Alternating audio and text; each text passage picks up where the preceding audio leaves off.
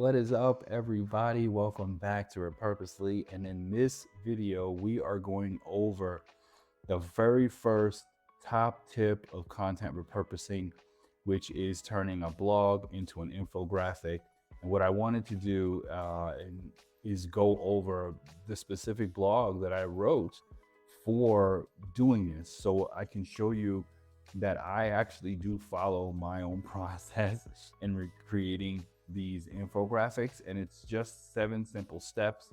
And we're gonna go through this. We're gonna get started right away because you got a lot to cover. But if you want to check this out, just head over to Repurposely.AI. It's the most recent blog post that I created here. So the very first step here is just choosing the right blog post. I wrote a video about I created a video about actually how to choose the correct blog for all types of different repurposing of content. So make sure you check that out on the YouTube channel. And what you really want to do is you want to identify high impact content, which could be content that has like statistics. It could be step-by-step guides or tutorials. It could be things like that. In a sense, what I always like to say is if you're not sure if it's the right type of content, evergreen content is always a great place to start. It never gets old, and it gets better with time and with age, and it's just something that people consistently go back to depending on what your niche is. Whatever your niche is, you'll know what evergreen content is within your niche or industry. For me, it's content, right? There's always going to be people creating videos and podcasts and blog posts and social media and things like that. So most of my content is evergreen by design, right? In the sense of how you can repurpose these things. So with that said, I would say definitely start with a evergreen piece of content, right? The next step would be is extracting key information.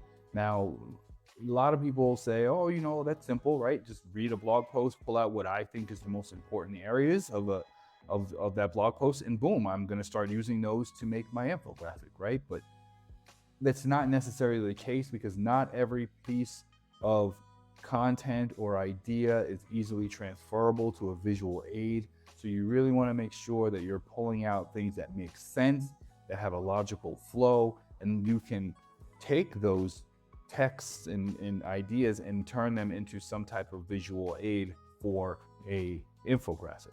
Now, there are 3 ways that you can do this. The first way is what I just said. You can read a blog all by yourself or with someone, however you want to do it, and pull out the most interesting information that you feel, and then highlight those, and then try to transfer that information into infographic worthy content, right? The next thing could be to use a tool to summarize that information. So you save some time, but you still get the best parts of that blog post.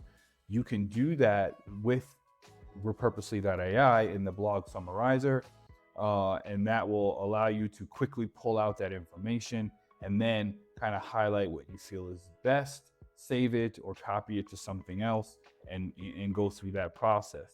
The last one is just taking the blog URL and turning it into 10 content repurposing ideas for infographics, right? It's breaking down what type of infographic you should make based off of that particular blog post, what the idea is, what the hook is. That saves you the most time, and that's also part of a feature on Repurposely.AI. So we'll go over those later in the sense of what it looks like in the workflow, but just keep that in mind. You have 3 ways that you can extract information. The first one, manual. The second one, get a summary and then manually do the rest. Or the third one, just get your ideas created for you in seconds. The next thing is to make sure that you plan out your infographic layout. This could be through Adobe Illustrator. It could be through Adobe itself. It could be through Canva. However you want to do it. I am not a fan of designing my own stuff, so I like templates and things that make sense visually based off of the idea that I'm offering. That's what I will go over with you, but in the interest of thoroughness, you can sketch out your designs You can think about the structure of your information, and then at that point, come up with layouts that are, you know, linear, hierarchical, hierarchy,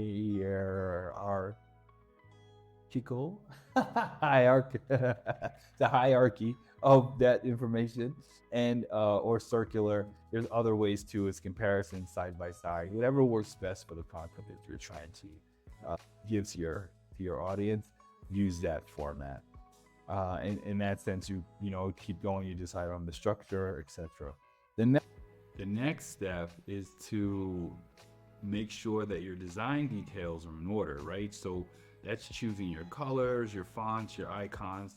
It's pretty self-explanatory, right? Like whatever your brand colors are, use those, I would say, as best as you can within your infographic, right? I'm gonna go over like different tools that you can use for better icons and fonts, but I would say, you know, Canva is one that you use really well. I use Visme. I think Visme is really awesome, but there are a couple of other tools that you can use, and I think at the bottom of this blog post is a description or explanation of several tools, and I'll leave some in the description of the video as well. But you know, pretty much what you want to do is you want to stick to a limited palette, right? 2 to 4 colors to keep the design cohesive, right? You don't want to get all wild. Okay? Make sure that it's something that people will look at, oh my god, you know, like, what's going on here, and just kind of run away from your infographic. For example, I created one for Instagram, the 6 steps of turning your podcast into a blog post, and I just go through, you know, a simple 1, 2, 3, 4, 5, 6, right, and kind of explain this in a very small and detailed infographic, and then from there they can go to the blog if they want to, right? Make sure your fonts are legible and they're consistent. Incorporate icons and illustrations. This is an image of Canva doing the same thing in regards to picking out different icons. Later on, you stick with me, I'm going to give you an incredible free resource for icons, and you're not going to believe. That's coming towards the end. Here's a screenshot of Disney in the sense of the illustrations. Again, I'm going to walk you through just a brief idea of how Disney works later in this video, but I really love this particular tool because it has all of your marketing materials in one place. It makes repurposing content extremely easy, right? So after you have that and your design details, you want to move on to creating your infographic using tools like Visme, Canva, Pictochart, Venngage. Those are some of the more known tools. And so what we're going to do now is, before we get into that and kind of walking you through that overall process of what it's like to add icons and charts and images and stuff like that, I want to bring you over to Repurposely.AI so I can show you what it looks like to get your blog summary, right? And go through that process, pulling out manual ideas, and then also looking at what it's like to just throw a blog URL into a tool and get back ideas for your infographics, right? Instead of going through all those other details, you can get it quick, in a matter of seconds.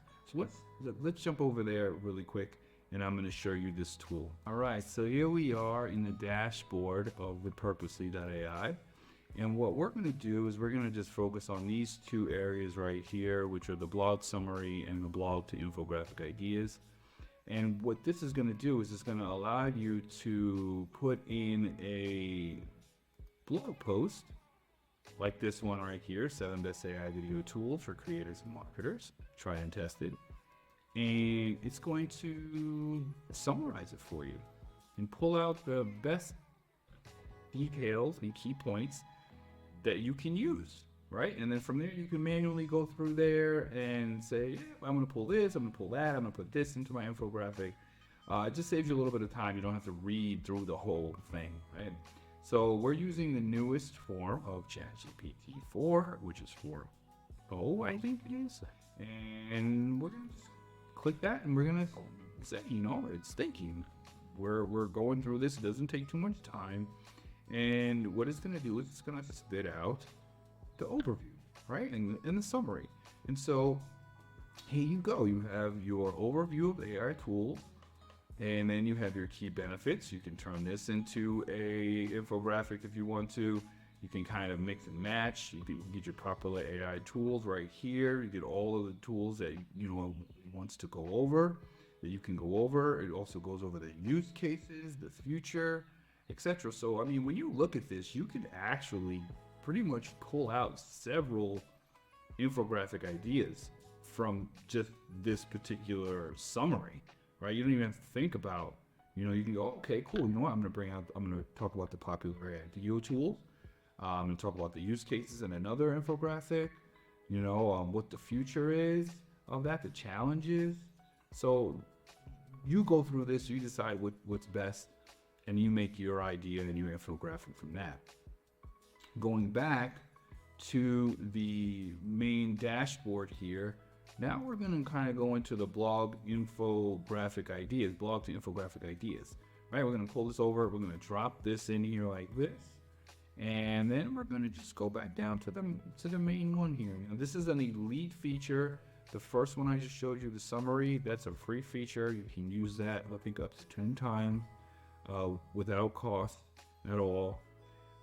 But this one is part of the elite plan, and what this is going to do as you start to generate is this going to actually take the top key points of this blog post, and it's going to tell you what type of infographic ideas you can use, right? And so here you go. You can use statistics.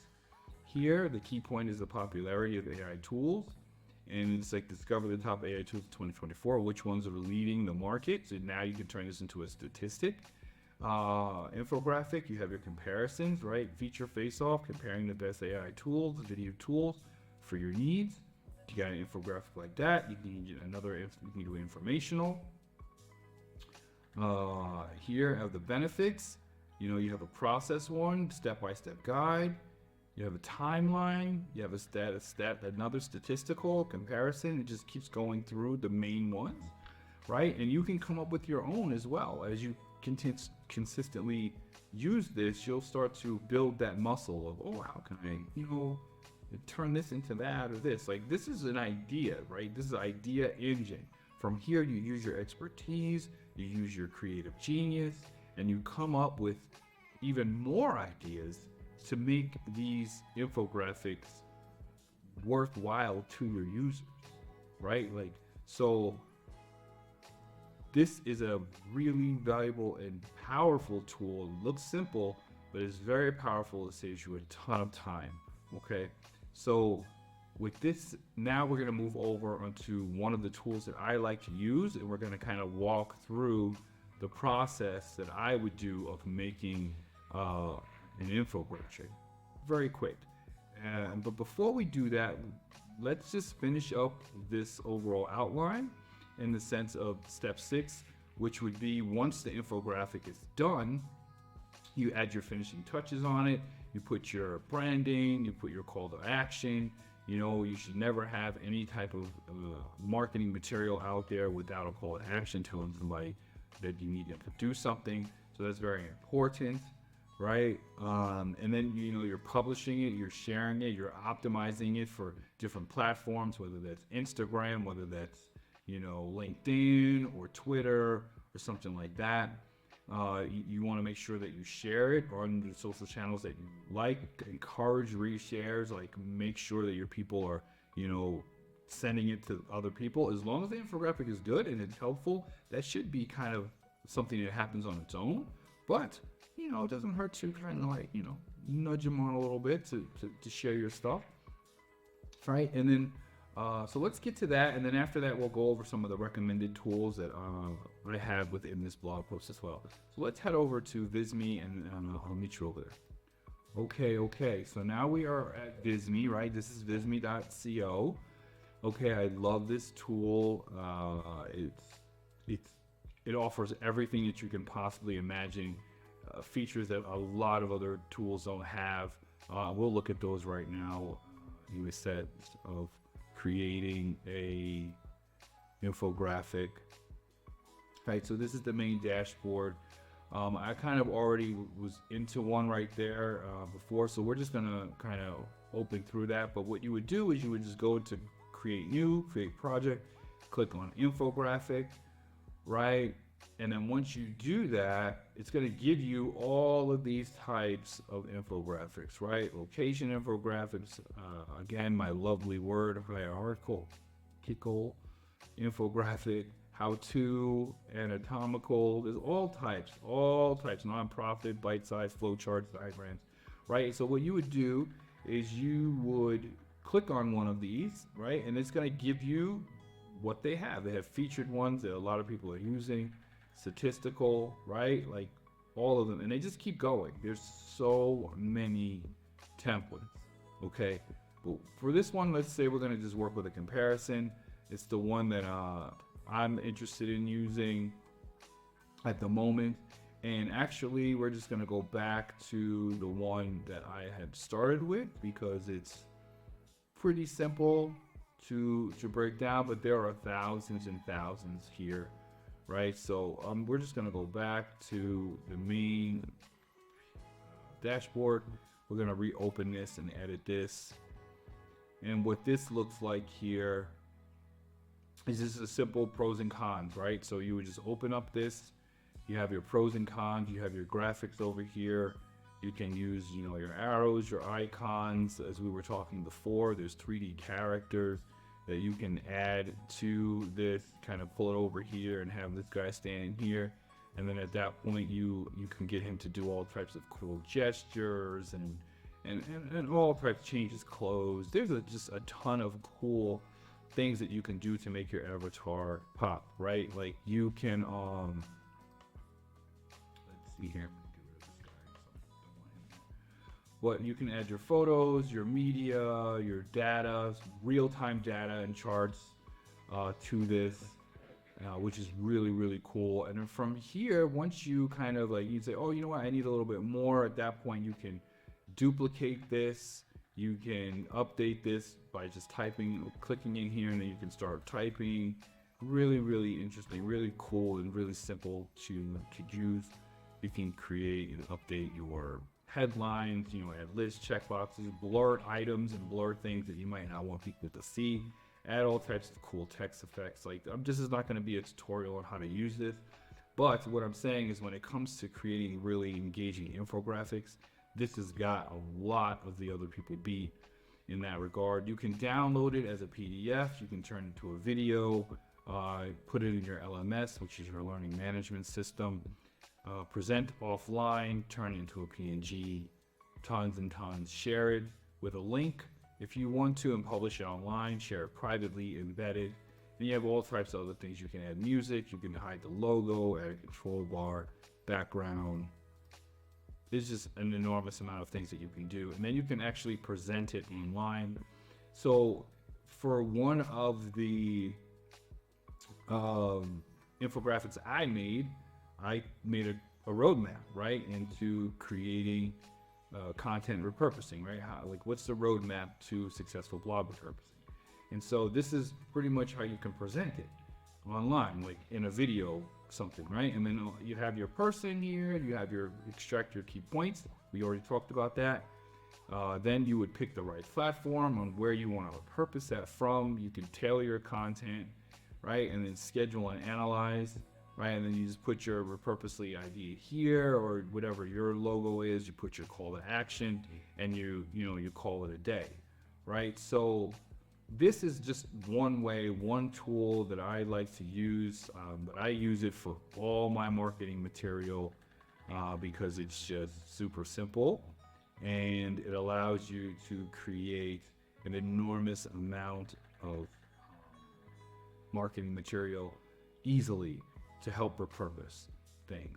So check it out. I'll leave the link in the description below. But let's get back to the main idea here, right? So back to this particular blog post. These are some of the recommended tools that you can use. Visme, we just looked at. You have your Canva, you have your picto chart. All the links are in here. I'll leave some of them in the description for you to check out. I don't want to overwhelm you with too many of these. But if you're interested, come to the blog, read it, check out these things for yourself. Stock images and icons. Here's some other tools everybody knows in Flash. Not a lot of people know about the Noun project.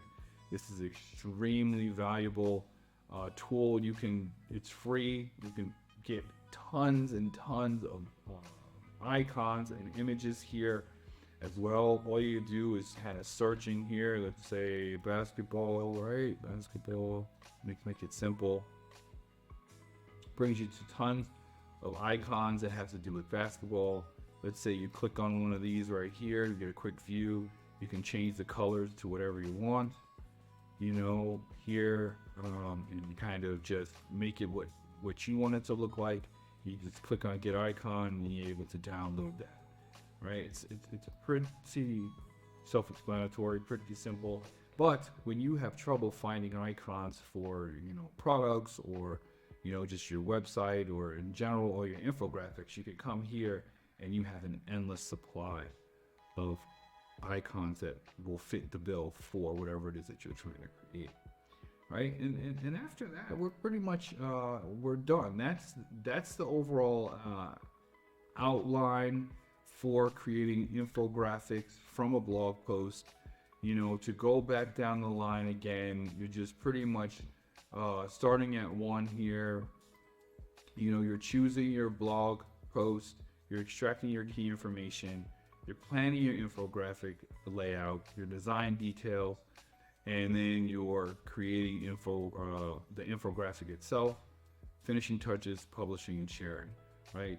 This is just the copy of the idea from the overview of the blog post that we were for the summary, right? You can go in and you can copy this stuff. You can copy it and put it into another document. You can save it and come back to it later. You know, like if you have someone that just deals with getting your ideas, they can come in here, get the ideas that they need, and then from there, just you come back later and say, oh, yeah, I like this one, I like that one, whatever. So this is really cool to kind of like hand off to a VA as well. But there you have it. You know, that's it. I definitely advise to kind of rewatch this again. Subscribe to the channel if you like videos like this that kind of help you stretch your content. And stay tuned to next week where we go over the second top tip of content repurposing, right? So this is a really very interesting category of learning about content repurposing, and I would love for you to stop by. So until next time, until next week, take care, peace, and thanks for watching.